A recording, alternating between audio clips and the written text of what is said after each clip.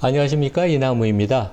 요즘 외환시장이 요동을 치고 있죠. 그래서 러시아 루블화에서부터 중국 위안화, 급기어 우리 대한민국의 환율 원화도 1300을 위로 뚫고 지금 고공행진을 하고 있습니다. 근데 이제 환율이라는 게 주식시장에 펀드 플로우도 영향을 미치지만 기업의 이익에 직접적인 긍정적인 부정적인 영향을 미쳐서 우리가 잘 이해를 해야 되는데, 제가 옛날에 90년대 중반에 이제 JP모건 홍콩에서 애널리스트로 근무할 때 아시아 IT 기업을 제가 담당했는데, 일본의 소니를 제가 커버를 했어요. 근데 이제 일본의 소니가 뭐 어느 기업도 그렇지만 장기적으로 구조적인 변화가 있을 때는 환율보다도 그 트렌드가 중요하지만 분기 1년 실적 정도는 거의 옌 달러의 기업 실적이 좌우가 되거든요. 그래서 이제 항상 우리 이코노미스트가 JP모건의 이코노미스트들이 거의 뭐 항상 정상권 선수들인데 항상 옌 달러 전망을 틀려요. 그래서 이제 저도 그걸 가정으로 기업 추정을 한 것이 항상 틀리고 그랬는데, 그만큼 환율을 우리나라 기업, 특히 그 다음에 미국의 빅테크는 수출이 많은데 이러한 그 기업들 입장에서는 되게 중요하기 때문에 우리 서학개미와 동학개미 분들이 어떻게 이런 환율 변화 상황에서 대응하는 게 좋은지, 결론적으로는 한국에서는 수출주들이 반사 이익을 원화가 고공행진을 하면 얻을 것이고, 미국의 IT, 빅테크가 소속되어 있는 IT가 수출 비중이 높기 때문에 거꾸로 달러 강세가 유지가 된다면 타격을 상대적으로 입을 것이다. 이제 그런 말씀을 드리겠습니다. 여기 러시아 루블화, 러시아의 통화인 루블화의 1년새 달러 대비, US 달러 대비 환율인데, 1년 사이에 반토막이 났어요. 그러니까 달러 대비, 이거는 이제 루블화를 뒤집어서 역스케일로 한 건데, 한 50 수준, 작년에서 지금은 100을 얼마 전에 돌파했다가 너무 러시아 루블화가 약하니까, 그 약한 이유는 지금 뭐 우크라이나 전쟁 이후로 전 세계가 러시아를 경제 제재를 함으로써 무역, 교육 조건 이런 것들이 러시아가 힘듭니다. 그래서 러시아 루블화가 최근에도 폭락을 하니까 중앙은행이 급기야 월요일 날 기준금리를 8.5에서 12%로 3.5% 포인트를 높여서 높은 금리로 이제 루블화를 방어하려고 그러는데 한 50% 1년 사이에 하락을 했습니다.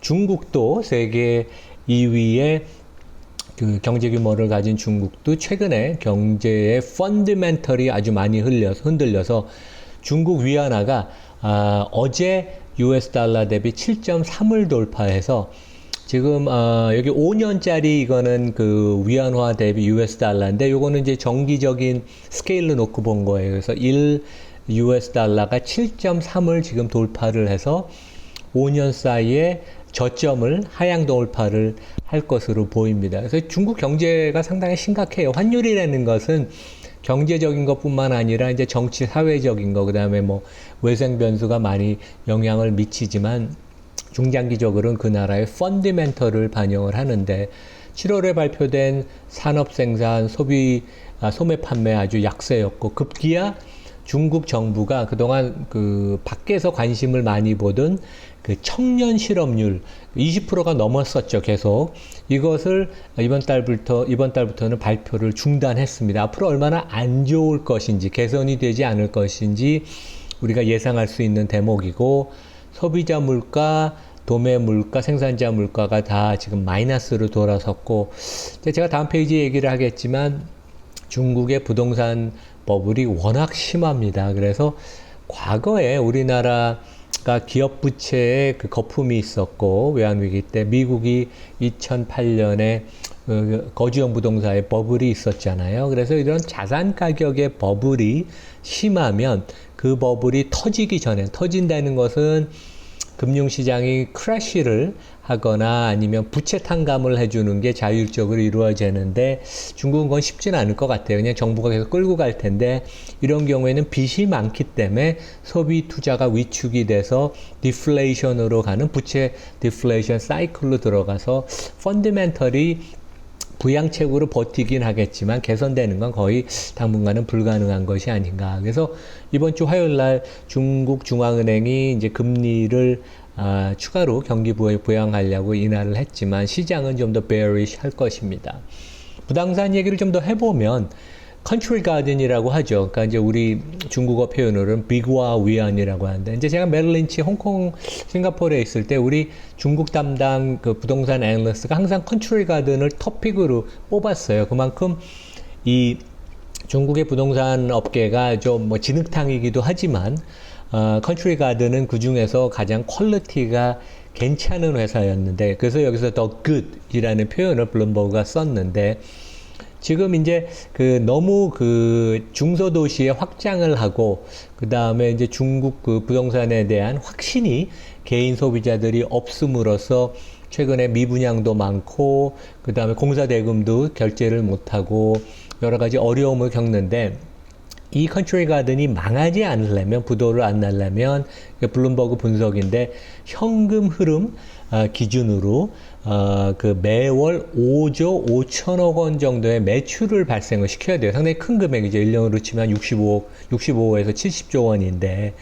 그래서 여기 보면 평행선으로 된 게 월 5.5조 원, 5조 5천억의 매출이고 그 전에는 2022년까지는 그 파란 선이 이제 월별 매출인데 그걸 뛰어넘다가 최근 한 6개월에서 12개월에서 그걸 완전히 하향 돌파를 하는 지금은 그래서 이것의 반도 매출을 못 일으켜서 캐시 번이라고 하죠.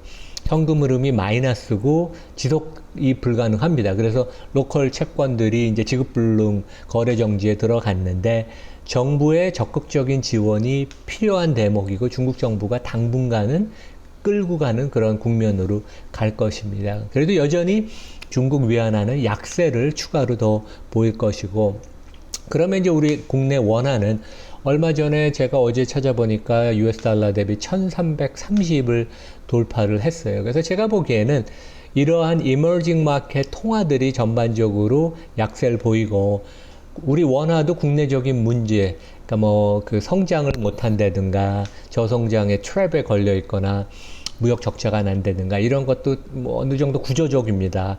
그리고 달러 강세도 반면에 구조적이기 때문에 여기 뭐 한경지사인데 동네 북인 원화의 굴욕. 그래서 이제 미국 신용 등급이 낮춰진 다음에 피치가 오히려 한국 원화가 가장 약세를 보였다.